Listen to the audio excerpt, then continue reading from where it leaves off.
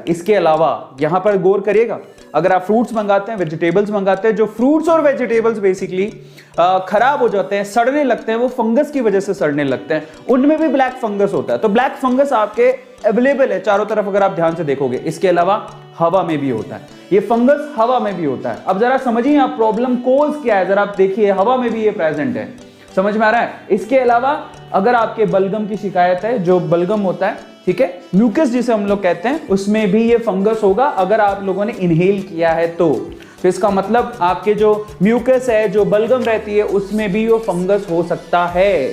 तो बलगम तो हमें बहुत पहले से हो रही है ना, तो हमें इतना इफेक्ट क्यों नहीं करता, और आज इसके बारे में इतनी चर्चा क्यों हो रही है, तो मैं आपको समझाता हूं जरा। अब ये ह्यूमंस को कैसे इफेक्ट करता है, जरा उसके बारे में बात कर लेते हैं। ह्यूमंस को कैसे इफेक्ट कर रहा है, how does it effect humans. Actually problem ये आ रही है कि हवा में भी मौजूद है, ये सॉइल में भी है, हवा में भी है।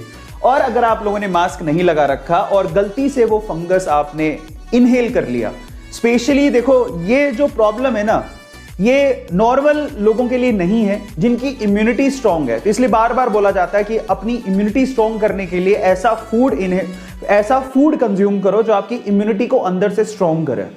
ज्यादातर सिट्रस फूड आपको इसलिए खाने को बोले जाते हैं ताकि आप लोग क्या करें, अंदर ही अंदर अपनी इम्यूनिटी को स्ट्रांग करें, है ना।